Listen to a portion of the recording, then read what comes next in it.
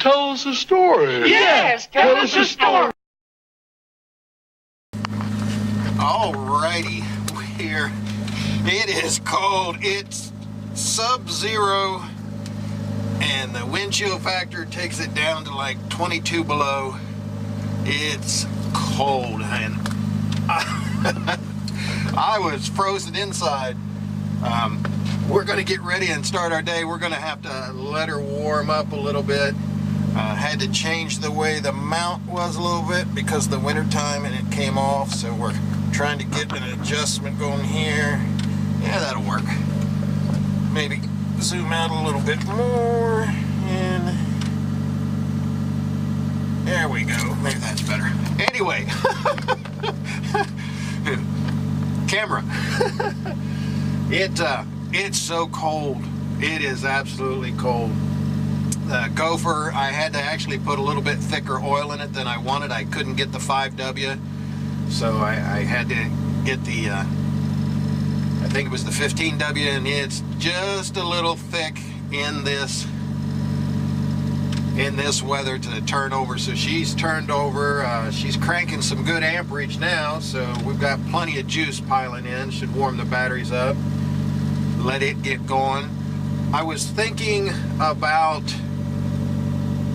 the things that I would like to do this summer or a summer, if however many I've got left, to make a long ride.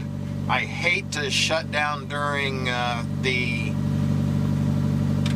car show cruising season and go around and make a long trip, but I've always wanted to go to Route 40, old International National 40, which is now Interstate 40, but it was National 40. Used to go from close to Washington, I believe, out on the East Coast, and it runs all the way out into Arizona someplace before it is consumed or stops. But I'd like to follow the old trail, the old national trail, follow that. Just go up here to 235, where 235 or where 70 crosses it, which is basically the crossroads in Ohio where all the traffic goes east or west or north and south. And I'd like to start there, pack up a chase vehicle and and get the flossy trike, and that was one of my goals with it.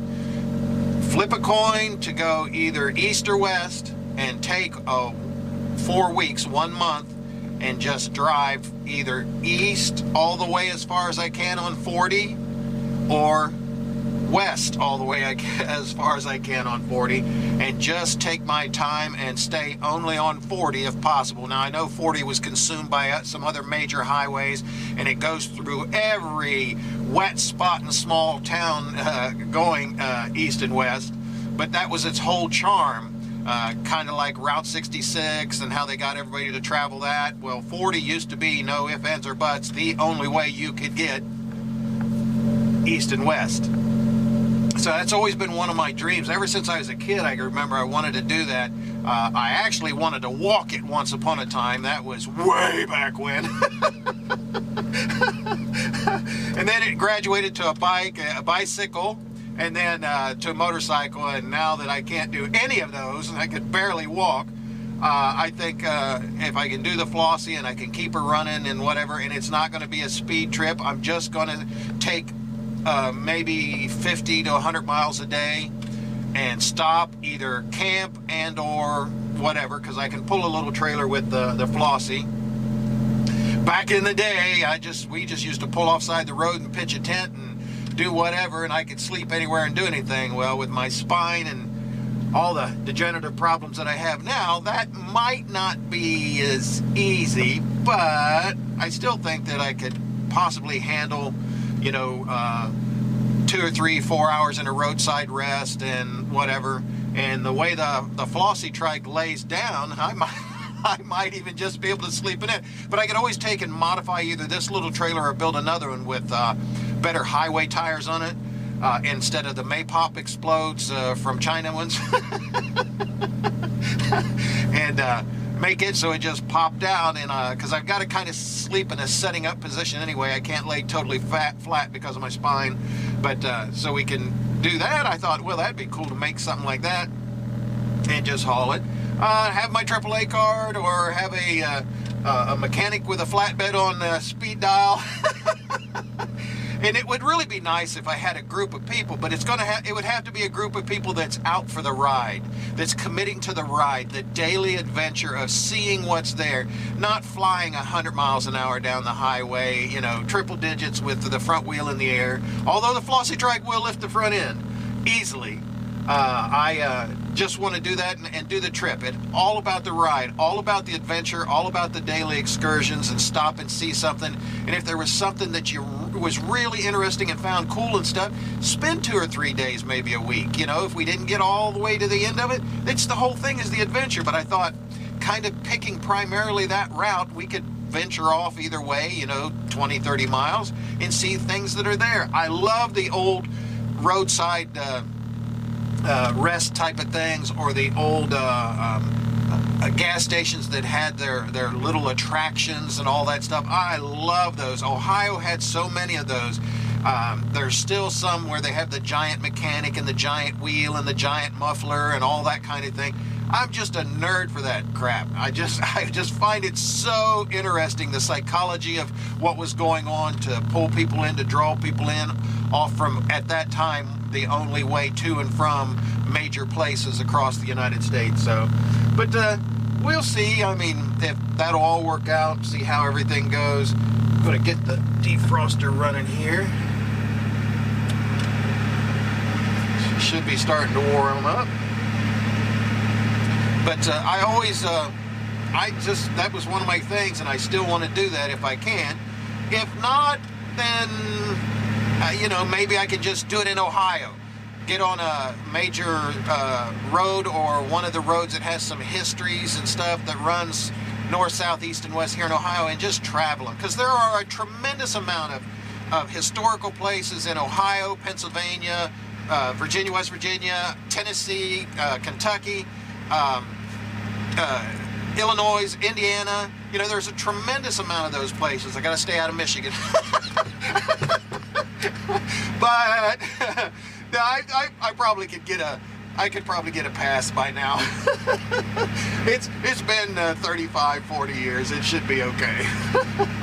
But no, I mean, it just I think that would be really cool. And if I could get a few people, you know, individuals that understood and then could appreciate what I was trying to do there, and we could do it together, I think that would be awesome. That would just be a good camaraderie, a good type of brotherhood thing, just to do that, and just to be open for whatever was going on. Just go. You know, we want to point it in the direction, go. That's something that I want to do so bad. I would really like to be able to transport everything out west, where the weather was pretty much not going to rain every day on you. Here in Ohio, it's going to rain. PA, it's going to rain. Tennessee, it's going to rain. The Virginias, it's going to rain. You never know. And so I'd like to do that, but go out west, where we go out to the Dakotas, where they kind of have seasonal weather. You can better predict most of it. The Dakotas and Wyoming and, you know, Utah, some of the nice majestic type, other than the forest and the woodlands that we have here. So either way, something like that, that's one of my goals. So well, we're going to head on in. We're going to get rolling. Got the defrost kicking. It's starting to warm up in here pretty good. And we're going to get in and start our day. Let's ride.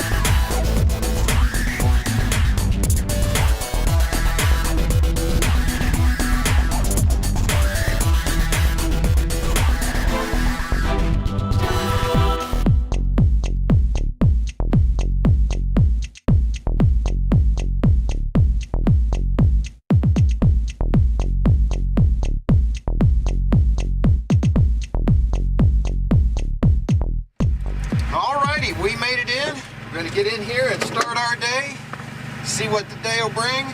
But yeah, that was one of my goals someday, to be able to do that travel, to go out and try that out and see what's going on. But we'll see how the health holds out, see if I can find any individuals that actually have that type of time to spend. Shouldn't cost too much, mostly gas, and if we have to stay over someplace, you know, a little overnight fee. But if I had my way, like I said, I'd just make a little camper out of the little pull-behind trailer and stay in it.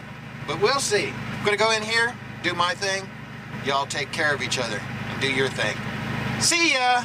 Story time is over!